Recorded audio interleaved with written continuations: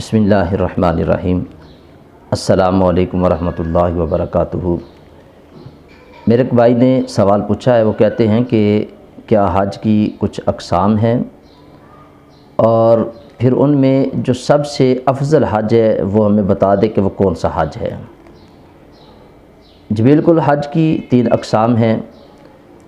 ایک حج قران ہے، ایک حج تمتع ہے اور ایک حج افراد ہے۔ اب جو سب سے افضل حج ہے وہ حج قران ہے۔ نبی پاک صلی اللہ علیہ وآلہ وسلم نے اپنی حیات طیبہ کے اندر صرف ایک حج کیا ہے اور وہ حج قران ہے۔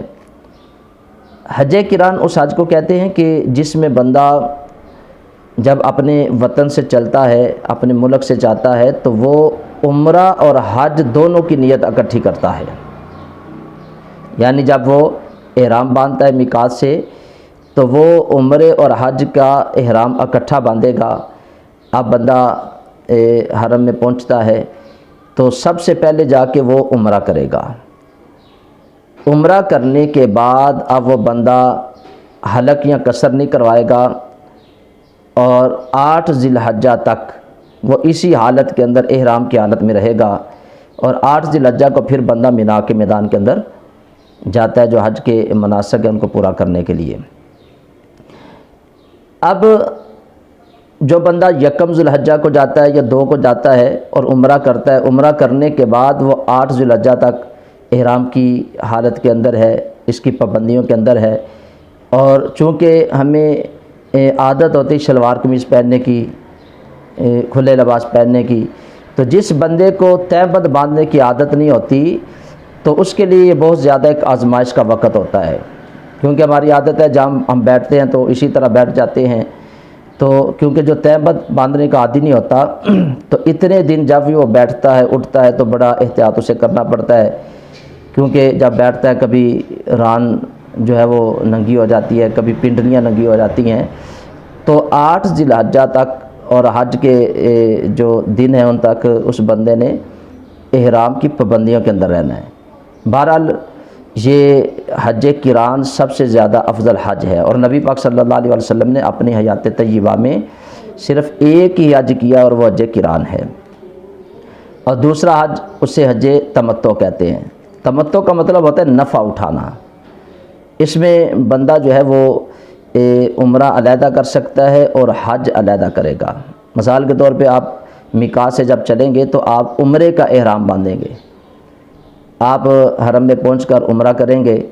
عمرہ مکمل کرنے کے بعد آپ نے حلق یا قصر وہ کروانا ہے، اور پھر اس کے بعد آپ نے 8 ذی الحجہ تک آپ آزاد ہیں، یعنی احرام کی پابندیوں سے آپ باہر ہیں۔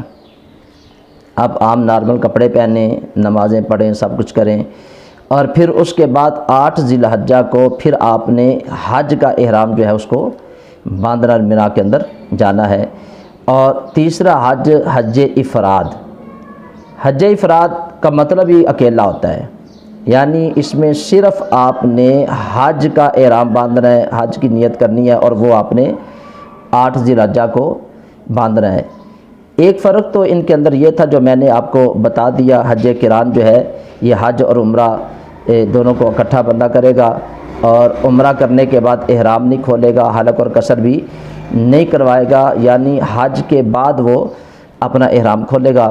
اور دوسرا حج تمتع جو ہے اس میں بندہ آ کے عمرہ کرے گا، احرام کھول دے گا، حلق قصر کروانے کے بعد احرام کھولے گا، اور پھر 8 ذی الحجہ کو دوبارہ جو حج کا احرام ہے وہ باندھے گا۔ اور حج افراد جو ہے اس میں صرف وہ حج کی نیت کرے گا، حج کا احرام باندھے گا، یعنی وہ 8 ذی الحجہ سے لے کے جو آگے 5 دن ہیں وہ حج کے جو احکام ہیں، جو اس کے فرض ہیں ان کو پورا کرے گا تو اس بندے کا حج ہو جائے گا۔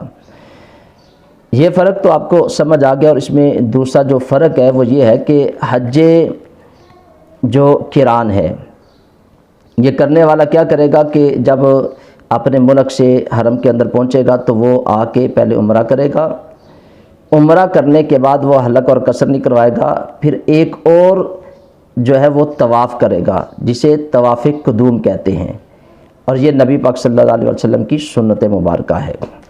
ایک فرق یہ ہے اور جو حج تمتع کرنے والا ہے وہ طواف قدوم نہیں کرے گا، کیونکہ اس نے آتے ہی عمرہ کرنا ہے۔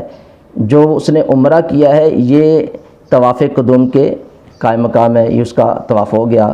اور تیسرا جو ہے حج افراد کرنے والا، یہ جب حرم میں آئے گا تو سب سے پہلے آ کے طواف قدوم کرے گا، یعنی عمرہ نہیں کرے گا، صرف طواف کرے گا، اور اس کے بعد جو ہے وہ 8 ذی الحجہ کو حج کا احرام باندھے گا۔ تو اس میں صرف یہ تھوڑا سا فرق تھا جو میں نے آپ کو بتا دیا ہے۔ مجھے امید ہے کہ بھائی کو اس بات کی سمجھ آ گئی ہوگی کہ حج کی 3 اقسام ہیں، حج قران ہے، حج تمتع ہے اور حج افراد ہے، اور سب سے افضل حج جو نبی پاک صلی اللہ علیہ وسلم نے اپنی حیات طیبہ کے اندر کیا ہے وہ حج قران ہے۔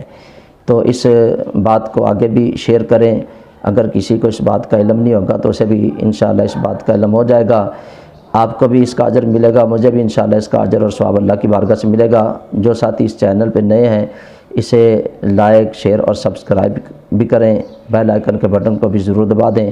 اللہ تعالیٰ ہم سب کا حامی ناصر ہو۔ السلام علیکم ورحمۃ اللہ وبرکاتہ۔